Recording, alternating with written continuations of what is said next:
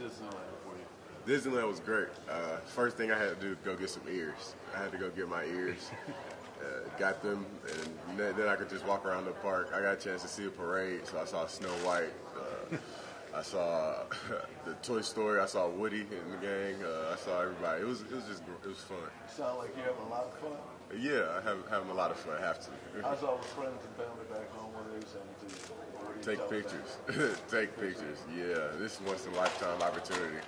Let's talk about the game. What are your thoughts and expectations for you guys to come out victorious?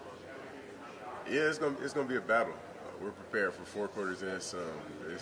They have explosive offense, make plays. Heisman winner, he's gonna make plays. But our thing is just we know they're gonna make plays. We just have to make sure we make more plays than them. You just talk about the importance of you and Davin. You know, you guys on the outside trying to keep contain of that offense and of Baker Mayfield. Just how important that's going to be. Yeah, it's more than just me and Davin. It's the whole defensive line, even the linebackers. Just making sure we keep him contained. Baker, he's an explosive player. Gets outside the pocket and makes plays. I think he has the most touchdowns thrown outside the pocket. So we just have to make sure we do our jobs and stay patient. Don't get too antsy and just keep our level rush lanes. Have you seen anyone like him close to us? It's tough. The reference, you guys. It's tough.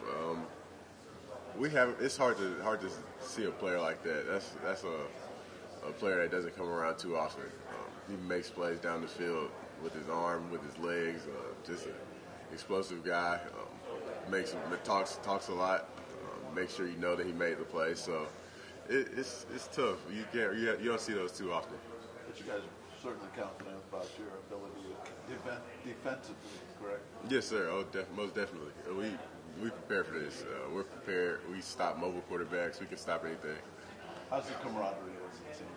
You guys are out there now, kind of prepared and rest. What's it doing? Our team is close. Our team's been close for the past 2 years. The seniors, we have great leadership. Make sure we keep the young guys encouraged, and then we just have fun. At the end of the day, it's a game. It's football, and if you don't love it, then you'll hate it. Lorenzo, did you worry about a young player got Jonathan Ledbetter a year ago? But he was having some issues on the field. Smart kid, good player. That maybe we never kind of could. We don't know. What were your thoughts about him at the time you talked to him about it? Yeah, just talking to him, just he knows better. He knew better, but he was young. At the end of the day, he's young. Yeah, when you're young, you're gonna make mistakes, but we just have to realize that we aren't average people. When our mistakes are put on blast. Our mistakes are in front of newspapers, in front of ESPN. But I mean, at the end of the day, we just have to realize you made the mistake. You have to deal with it, and now what are you gonna do next? It's all about what you do after the tough times that defines you. So he did a great job. He got back to work.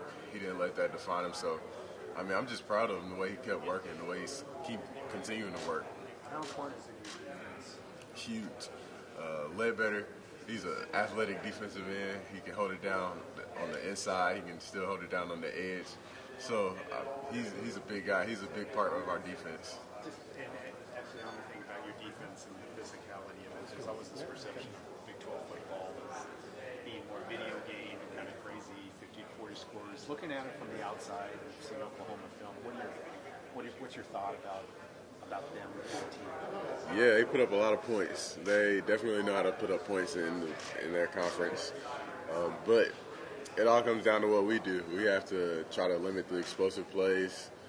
Just try to do the things we've been doing all year, and just don't revert to anything we are. Keep our identity. Do you think the defenses in the SEC are stronger than the Big 12? I don't know. I mean, you can't really say that because they're playing a different brand of football out there. But I think our defenses are. I mean, I don't know. It's tough. One other question is: the two head coaches in this game are both young, early in their head coaching careers. Both teams are here in the playoffs. Do you think it says anything about, whether it's the state of the game right now or their ability to connect with players, or just do you have any thoughts about it right now, and maybe why Kirby was right for you guys at that time? Yeah, the two coaches, they're young, but they have great programs. They step into jobs at great programs. And Coach Smart, he's I mean, I can only speak to attest to what Coach Smart's done. And Coach Smart, he's just came from a winning culture, and he's brought that here to Georgia. He's made sure we know that we don't really have a choice. If we want to do what we say we want to do, win championships, then we have to do everything a certain way. And I think everybody's bought in, and we see the results.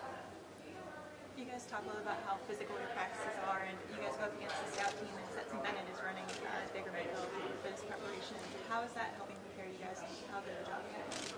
Yeah, they're great. I mean, I think we have one of the best scout teams in the country, the best scout team in the country.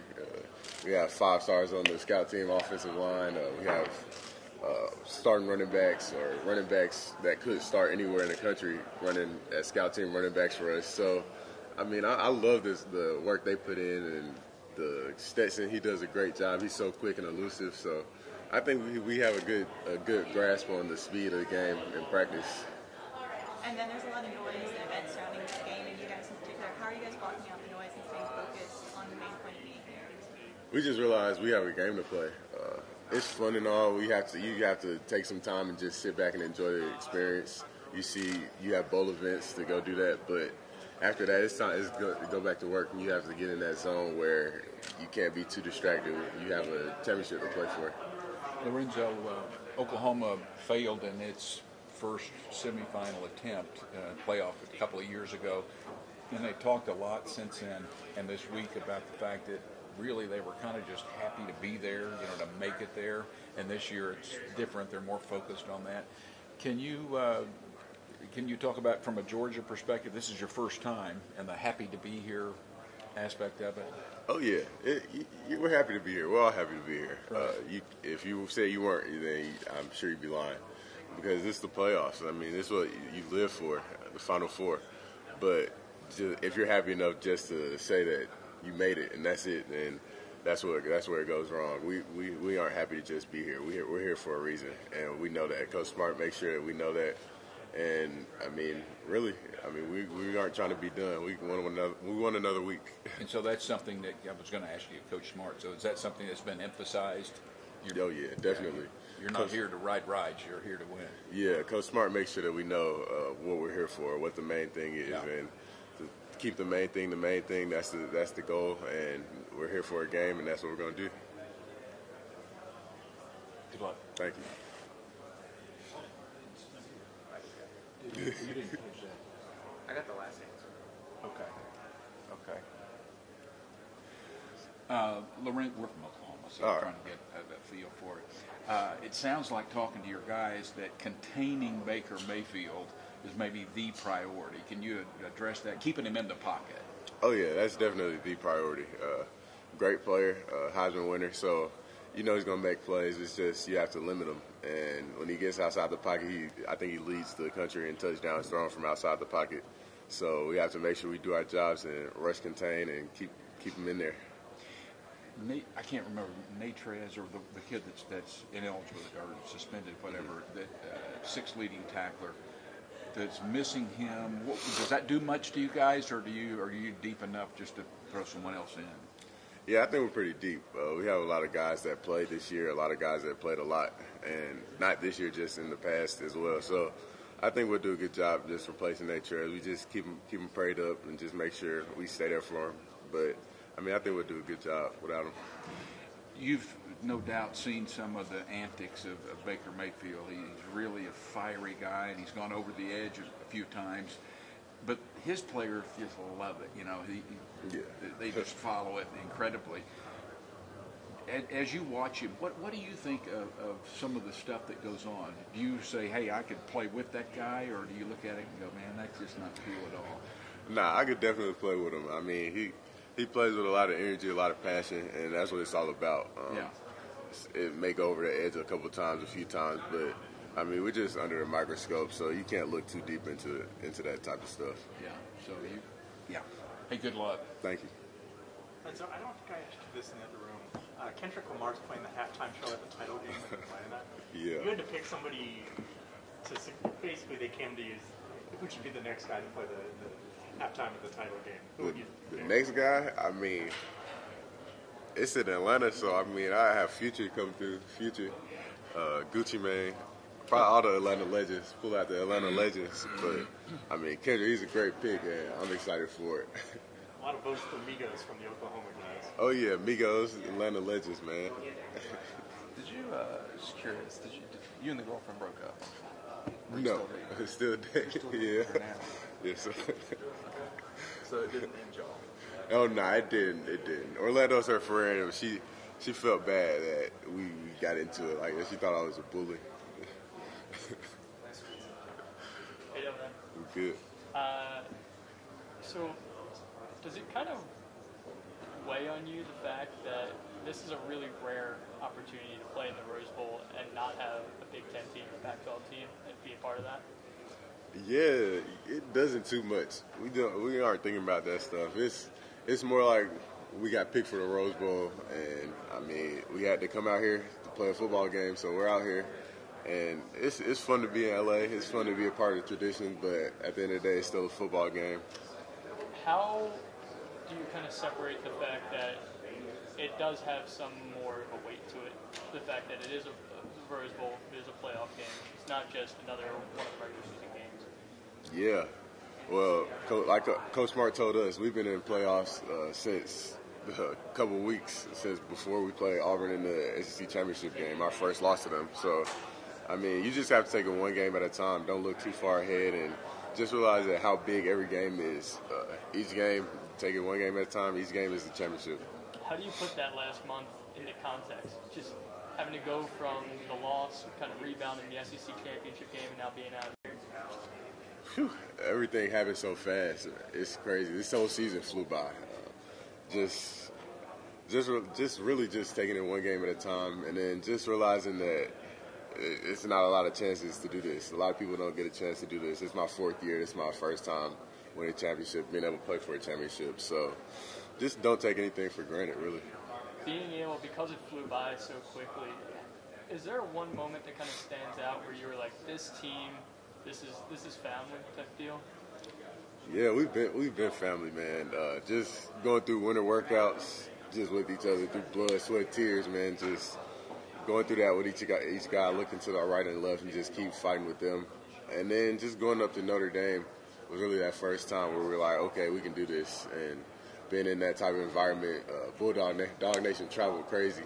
So I expect the same thing Monday. Dog Nation's gonna travel crazy, and we just have to just stay close. We're just so close. Being able to knock out the hard road test first. Oh yeah, type deal? yeah. Thanks a lot, Rizzo. No problem. What's up, Lorenzo? I'm George. Hey, how's it Being going? in Atlanta. Nice to meet you, man. All right, so if I'd have told you back in spring ball that you guys would be playing, in the Rose Bowl, what would you have said to me? I don't know. That'd been crazy. I probably would have believed you. I'd probably be like, thanks for the heads up. But I mean, it took a lot of work. Was there an aha moment? Was it the Notre Dame game when you guys, started to come together, or what was it? I think the Notre Dame game just really solidified it for us. Because all of us, we in the locker room, we knew we had that feeling. We all had that feeling that we had something special going on. And we knew that was going to be one of our first big tests. So once we went up there and stayed strong in a tough environment, in a close game, we knew we had a chance to go all the way. Jake was talking a little bit yesterday about how, you guys have a lot of friendly trash talk in practice. You guys not. Talk about the camaraderie of this team. It's just a family, a big, happy family. Offense, defense, special teams. We all get along. We all hang out with each other. The kickers, I'm cool with the kickers. Cam, Rod, Dave. It's just a big family. Everybody talks to everybody, and we all hang out together. What's life been like for you from, the moment you guys won the SEC championship game until today? You have finals and your Christmas, and, you make the trip out here. What's the last 4 weeks been like for you? It's been too fast. It's gone by too fast, man. Just dealing with all the joy and all the excitement from winning the SEC championship to realize that we have to put that behind us because it doesn't matter anymore. It's all about the next game. And then just going through bowl practices and now coming out to LA, just making sure we stay focused. And I think Kirby's done a good job Coach Smart's done a good job just making sure we keep the main thing the main thing. Got a lot of family friends coming out for the game? My parents and sister are coming out, so that'll be fun. It sounds like, you know, all Bulldog Nation is going to be here. What's the message for everybody back in Athens? Just be ready when we come back. We're expecting to come back, happy to come back with something to celebrate. Do you allow yourself, you know, some of the Oklahoma players yesterday were saying they chant ATL at practice. They wear shirts that say ATL. Do you allow yourself to realize you're 1 win away from playing for the national championship, an hour away from Athens? We try to just take it one game at a time. We realize that 1 minute we have a warning. chance to play in championship, but I mean, we can't look that far ahead. We have Oklahoma to worry about, and we have to make sure we handle them. But I mean, Atlanta does sound really nice. It sounds really nice. So lastly, I heard, you know, the comedy show last night. Who was the best? The best from our team, I think the best was Richard LeCount. I mean, he's just a funny guy. Anything you can share with us? He just told us a story about his day, about what he went through after all the bowl activities. All of us were trying to get out of there after get done with the bowl activities so we could go see the city, and he just told us about his night. Cool. Man, I appreciate it. Thanks.